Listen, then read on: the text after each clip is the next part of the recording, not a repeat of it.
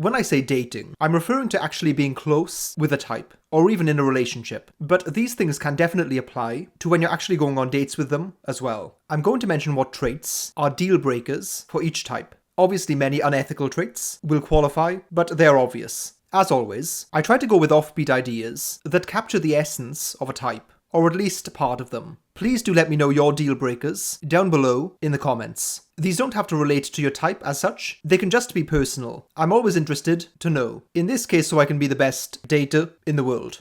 ESTPs. I think a deal breaker for ESTPs is when someone is overly serious. ESTPs are playful people, so if you are solemn or aren't able to let your hair down, it will be hard for ESTPs to connect with you. ESTPs are logical and surprisingly philosophical, but they'll be ultra serious only when that mood really grabs them, which isn't often. ESTPs are well built to handle intense situations in life, so it takes a lot for them to feel that need to be in that headspace. When someone is serious, lots of the time, ESTPs, well, can't take them seriously. ESFPs. I think a deal breaker for ESFPs is when someone is repressed. If you are shy and in your shell, ESFPs might love being the person to bring you out of it and take you on that journey, but you will have to leave the shell at some point. Not every ESFP is turned up to 11. There's plenty of chilled out and relaxed ESFPs out there, but they don't believe in needless restraint, repression, or holding back in life. So both types want you to be able to let loose, to let go, to not be stuffy, stiff, or rigid always in life. They want you to take the ride with them, or have them be the ones to take you on that ride. INFJs. I think that INFJs are put off by the trait of being reckless. Recklessness, and the chaos that comes with it, is something that scares INFJs. It's not physical recklessness, although of course that's not good, but also being reckless in your thinking, in your life decisions, in your relationships, with friends and family. It's deeply off-putting for them. INFJs are deeply thoughtful people, and this is greatly at odds with that. INTJs. INTJs will dislike it if you are aimless. Now, INTJs won't disown you for lacking supreme ambition, but you need to have some kind of interest, passion, goal. Things that move you in such a way that you'll dedicate yourself to them and overcome challenges in their name. If you're floating through life and your answer to what are your plans is a shoulder shrug, then you might not do so well with INTJs. So both types dislike a careless attitude in life. Both types are intentional and have thought out reasons for what they do and why they're doing it. When someone lacks direction and intent, it's kind of confusing to them. They seem not in control of their lives, and both of these types can be low-key control freaks.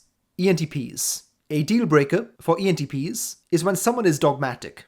ENTPs don't mind people having firm beliefs and values that they don't deviate from, but they hate when people try to claim those beliefs ought to be followed by others. Advocating is fine. Imposing is a deal breaker. ENFPs. ENFPs struggle with someone who is overly conventional. ENFPs can tolerate some conventionality. After all, that can be a great thing, not least because it's a counterbalance to them in many ways. However, when someone is very, or as ENFPs might see it, pathologically conventional, ENFPs will feel like they're always bumping into sacred cows, or stepping on mundane landmines. Both types detest being restricted, or dealing with close-minded people. Exploration, investigation, and barging into life's big and controversial questions are essential ingredients in the mindset of these two types. Both types will appreciate someone who is organised and able to organise them, but they'll always resist being controlled and limited. If you are on a date with either type, and your response to one of their conversational divergences or hypothetical questions is to say, "No, that's silly," or "That isn't even worth considering," it won't go down well with them. This video is sponsored by Boo, a social app where you can make friends and date by personality. If you want to interact smoothly and charmingly with people, you can get some in-depth, wingman-esque flirting tips and insightful personality analysis using the telepathy feature. And if you want Reddit, except purely focused on personality types, you can enjoy the social feed. On Boo, you needn't be limited by borders or languages. The alternate dimensions feature allows you to communicate and meet different personality types in different countries and different languages. Sign up using the link below in the description of the video. INTPs. For INTPs, showing a lot of bias is a deal breaker. For INTPs, who invest much time in building frameworks of logic from which to make decisions, every problem or question is still to be treated as its own unique entity. You can't be lazy in your thinking around INTPs, and bias is the zenith of this problem. If someone is immovable in their preconceived notions, it will be difficult for INTPs to both engage with or respect them. ISTPs won't be able to handle someone who is easily offendable. To be fair, many types dislike this trait in others, but ISTPs operate on the notion that being honest, upfront, direct, and saying it how it is should be the default. Other types would rather people were more thick-skinned, but can still deal with people who are not that way. For ISTPs though, it's the most irritating thing imaginable. If they crack a dark joke or make an edgy comment on a date, for example, and the other person can't roll with it, that's a problem. So both types very much dislike it when simply saying the truth, as they see it, either goes down badly or goes nowhere. If you're biased, easily offended, or not willing to stare sometimes harsh truths in the face, there's going to be a disconnect there. Both these types need to feel an intellectual comfort with their partner, and not need to dance around sensitivities.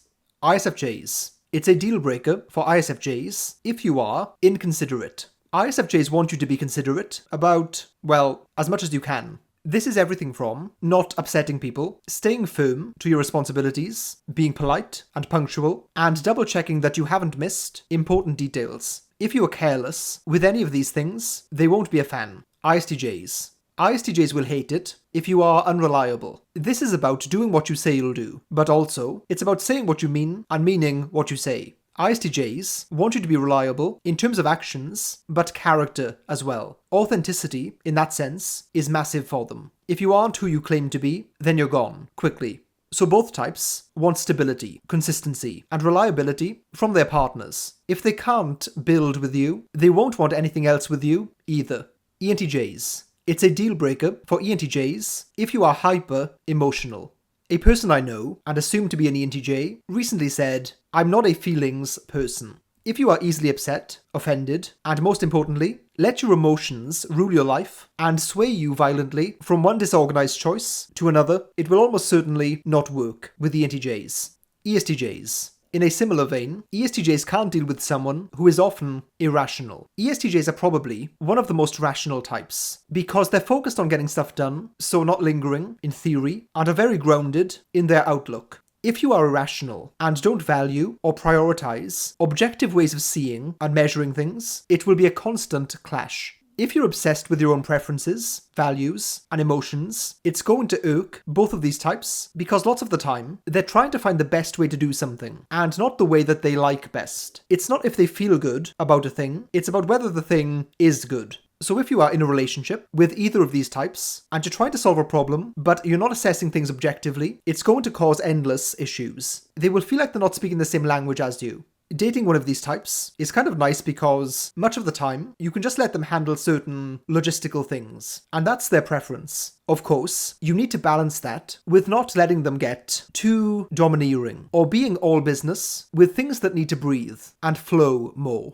ENFJs. For ENFJs, it's a deal breaker if you are uncommunicative. Communication is the lifeblood of ENFJs. For them, it's a gateway to someone's soul and a conduit for connection. Everything from unjustifiably stupid banter to 3-hour phone calls late at night are lapped up by ENFJs. If someone is not willing to communicate in a significant and frequent way, for ENFJs, it might always feel like there's something missing. More than this, it will also mean that the ENFJ is the party who will always have to bridge that gap and coax communication out of the other person, which creates an imbalance. ESFJs.